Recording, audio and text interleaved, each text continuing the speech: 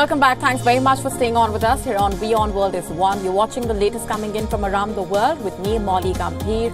First, a look at the headlines.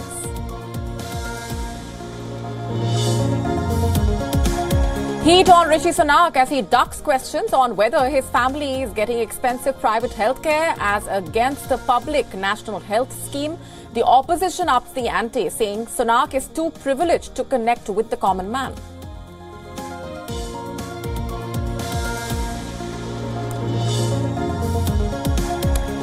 No end to Britain's strike wars across healthcare and transport sectors after meetings between the British government and the trade unions fail. A workers' union describes offers made as an insult, calling the talks a missed opportunity.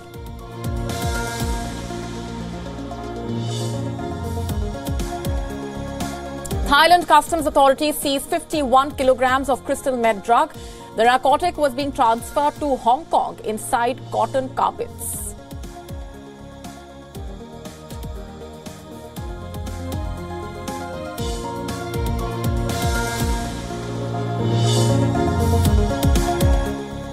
China says it will stop issuing short-term visas for South Koreans. Its first direct action after warning it would retaliate against countries that place COVID-19 curbs on Chinese travelers.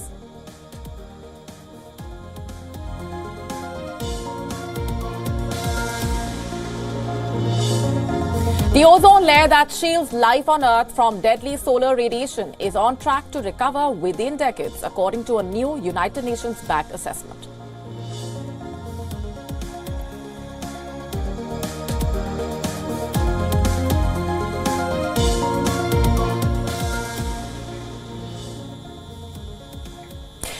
British Prime Minister Rishi Sunak is in the dock amid a public health crisis, a series of strikes by industry workers and huge shortcomings in the NHS.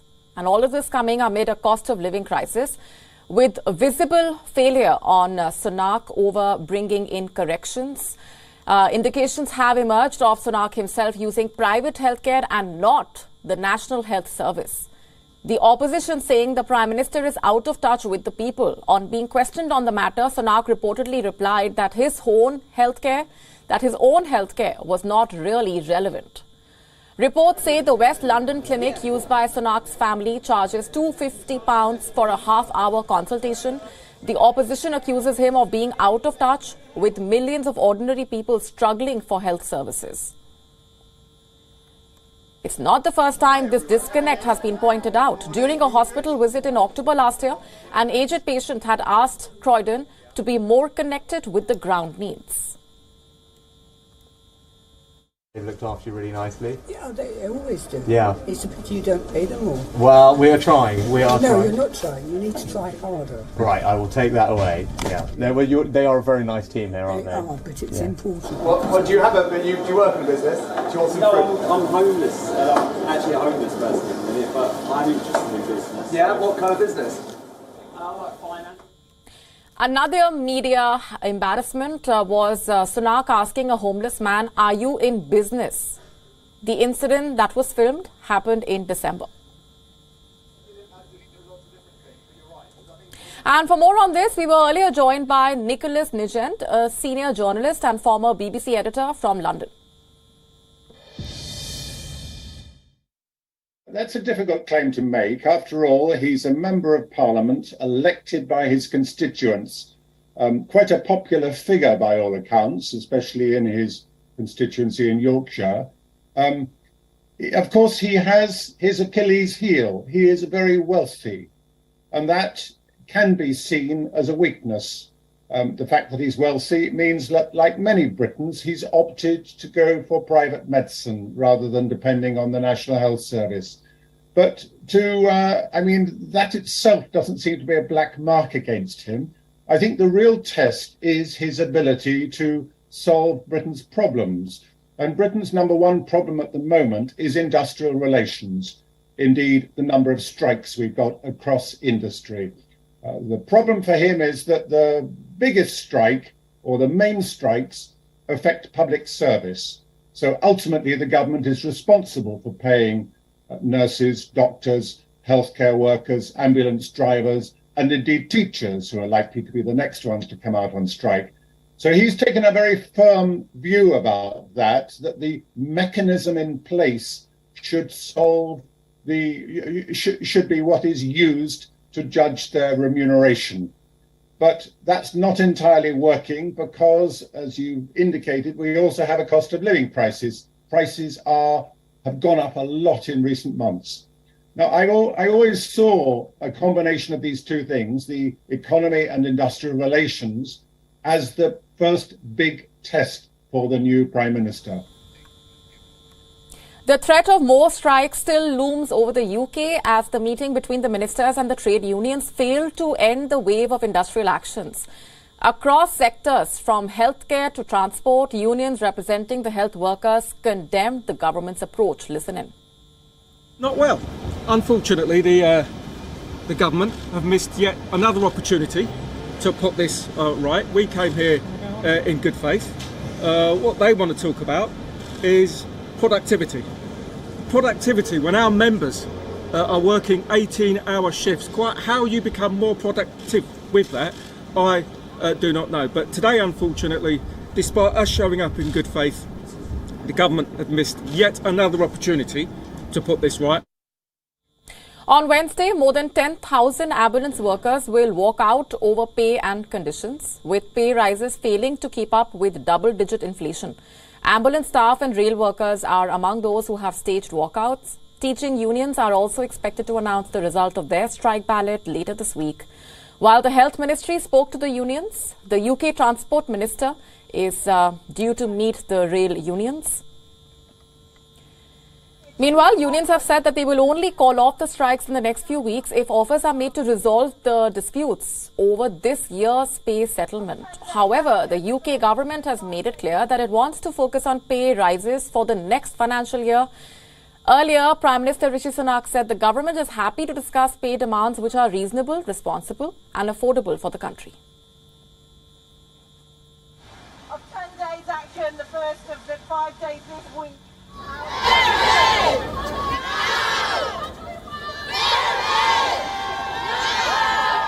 And for more on this, we were joined by our correspondent Alex Isaac from London. Absolutely, they're still agitated. They were hoping that this meeting on Monday with Health Minister Steve Barclay was going to move things forward with terms of pay deals. In fact, it was supposed to be on the agenda for Monday, and all of those that are dealing with the NHS strike specifically were due to meet the Health Minister. But in fact, they say that it wasn't even discussed and that the only talk they had was about productivity, about changes to the NHS and the potential of pay rises in the next financial year. Now, we have heard this morning that when talking about those pay rises, if they do come in, that they could well be backdated, and that then may soften the blow for some of those striking for the future who are thinking about how can they make sure that these pay rises happen. But then we heard last night in the House of Commons, Steve Barclay stood up and said that he was willing to put another £250 million into various schemes, shall we say, in the NHS, which is including virtual wards, which would include AI, so you can track patients from the moment they go to their GP all the way through to hospital, all the way back home. And so this £250 million is on top of the £500 million that was also promised in the autumn statement. That's a lot of money, and a lot of people are asking, why can't that just go towards pay rises? But the government are standing firm that inflation is too high at the moment to put up the pay rises to the amount that all of these unions want. And if they do put them up, then they'll have to give pay rises to other unions, and therefore the rest of the UK who aren't in these sectors will be facing a lot more expensive borrowing and a lot more money coming out of their own pockets as well. And the government says that they're just not willing to do that. So although it is kind of a stalemate still at the moment, it looks like something could be moving forward if those pay rises are confirmed for the next financial year and they can be backdated. But right now we have one ambulance strike that is happening this week and then another one on the 26th. And that's two different unions there that are striking. So at this time, there's going to be still some struggle to get ambulance services. And it's not just going to be the ambulance workers, it'll be the 999 response services as well. So people will have to be prepared for that. And in Ukraine, Russian troops are pushing forward to capture a small salt mining town of Soledar in eastern Ukraine. Officials in Kiev saying Ukrainian troops are fighting back waves of attacks led by the Wagner contract group. Earlier, the UK Defence Ministry said Russian forces in the Wagner group are in control of most of the town. Seizing Soledar would be advantageous to the Russian forces as they fight for control of the city of Bakhmut. In Bakhmut, troops from both sides have been taking heavy losses. The Wagner group was formed by Yevgeny Prigozhin, an ally of the Russian President Vladimir Putin. It is known for recruiting personnel from Russian prisons and violence. The group is active in conflicts in Africa and has played an important role for Russia in its invasion of Ukraine. According to a US official, Prigozhin is eyeing the salt and gypsum from the mines, which is believed to extend over 100 miles underground. Meanwhile, the Russian defense minister has said that Russia will continue developing its nuclear triad of ballistic missiles, submarines and strategic bombers, as he believes such weapons are the main guarantee of Russia's sovereignty. We will also increase the combat capabilities of the aerospace forces, both in terms of the work of fighters and bombers in areas where modern air defense systems are in operation, and in terms of improving unmanned aerial vehicles. The German finance minister Christian Lindner is under a corruption cloud. Lindner could lose the parliamentary immunity and a mega investigation looms large. The leader of the country's co-ruling FDP party is suspected of taking bribes from a private bank. This bank had granted him loans for purchasing a villa in Berlin. In June last year, Lindner had delivered a speech in praise of the BB Bank. It turned out this same bank had given him a loan of $3.2 million to purchase a house. The minister's lawyer dismisses the allegations, claiming Lindner had started private real estate financing before he took over as minister. Lindner's involvement with the bank was first reported by a magazine in October last year. The report says Lindner bought a property in Berlin for $1.77 million in January 2021 and took a loan worth $2.52 million to cover purchase and renovation costs. After this, Lindner faced heavy criticism from both politicians and social media users. Opposition lawmakers criticized the Liberal Left coalition for having close links with firms and banks. Ja, meine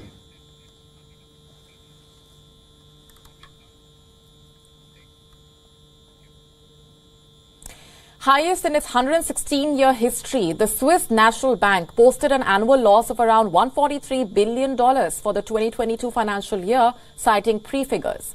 Of the losses, $131 billion came from its foreign currency positions and $1 billion from its Swiss franc positions amid strong gains made by the franc as investors flocked to the perceived safe haven amid European volatility. The loss equates to roughly 18% of Switzerland's projected gross domestic product of around $744.5 billion. Its previous record loss was $23 billion in 2015. And as a result of losses, the bank will not make its usual payouts to the Swiss government and member states. However, against the losses, the bank's gold holdings stood at around 1,040 tons at the end of 2021, gaining $436 million in value in 2022. While the losses remain evident, there seems to be unlikely change in the bank's policy.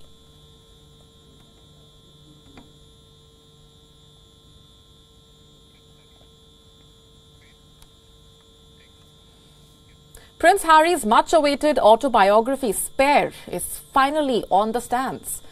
A frenzy driven by a series of salacious, high-publicity snippets over the last few weeks is driving massive sales. Many stores in the UK stayed open late for the midnight release. This is the biggest royal book since Harry's mother, Princess Diana's revelations in Diana, Her True Story in 1992. Besides the bookstore, Spare held the #1 spot on Amazon in Britain and the US. The book will be available in 16 languages and also as an audiobook in Harry's own voice.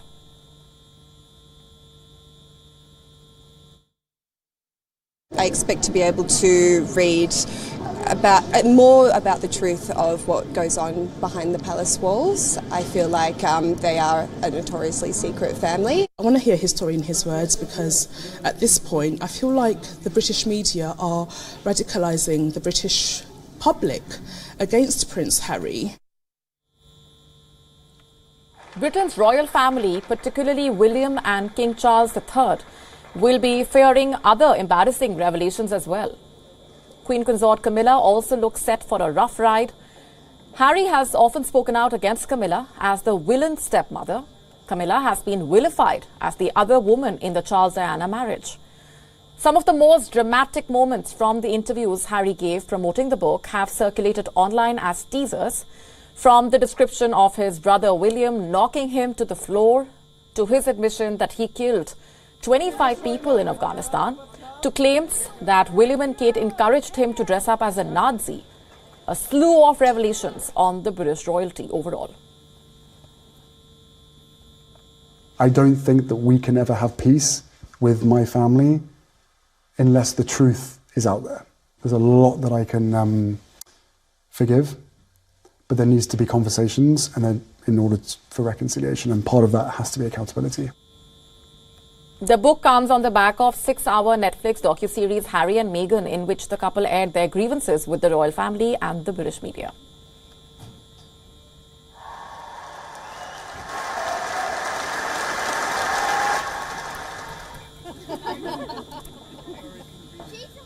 Wales captain and legend Gareth Bale has announced his retirement from football at the age of 33. The forward ends his career as a 5-time Champions League winner with Real Madrid and arguably his country's greatest ever player. Bale led Wales at the 2022 World Cup, the country's first appearance at the showpiece event since 1958. But they could only manage 1 point from 3 games, and the defeat to England in their final group game would prove to be Bale's last match in professional football. He confirmed his retirement in a post on social media. I'm quoting, "I feel incredibly fortunate to have realized my dream of playing the sport I love. Football has truly given me some of the best moments of my life, the highest of highs over 17 seasons that will be impossible to replicate, no matter what the next chapter has in store for me. So I move on with anticipation to the next stage of my life, a time of change and transition, an opportunity for a new adventure." Bale made his debut at Southampton as a 16-year-old. This was in the year 2006, before moving to Tottenham Hotspur the next year. It is in North London where he established himself as one of the best players in the Premier League.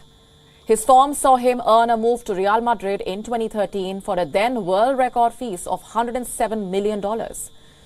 Although his relationship with the club and their fans was complicated to say the least, his record speaks for itself.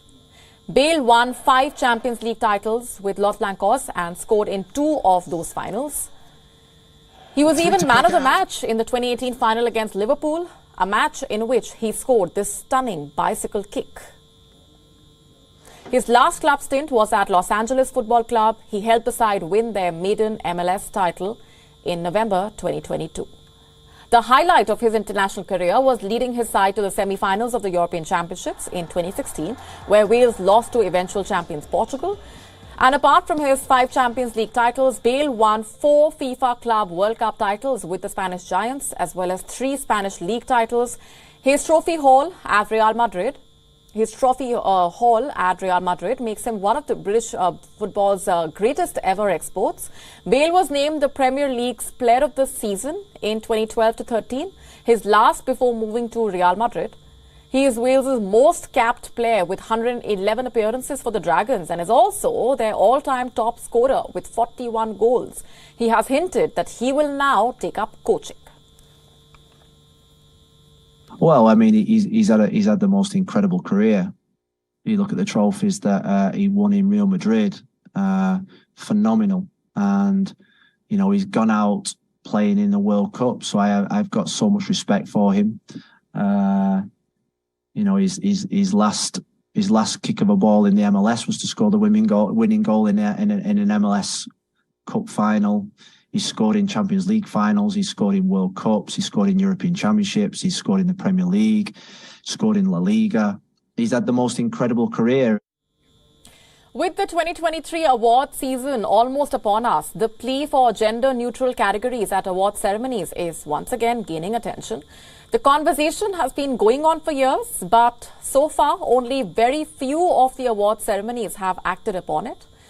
In 2021, Brit Awards, which are Britain's annual popular music awards, scrapped male and female categories and replaced them with gender-neutral awards in order to make the 2022 Music Awards more inclusive for everyone.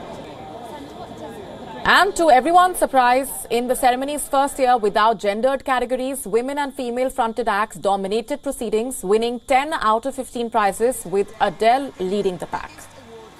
In August 2022, the Film Independent Spirit Awards became one of the most high-profile awards groups to join the trend, ditching separate Best Actor and Best Actress categories and combining them into one. But when will the top 4 Oscars, Emmys, Golden Globes and BAFTA change their stance? Hollywood A-listers like Sam Mendes, Hugh Jackman, Emma Corrin and Lady Gaga have been calling for gender-neutral categories for years now. For many others, the question has simply been, what's taking so long? With the evolving times, the audience watching these awards also changing. A younger audience is clearly looking for inclusivity. Organizers also can benefit from gender-neutral ceremonies. They will have fewer awards to give out and can even save time. A tighter and inclusive ceremony is all that the people have been asking for.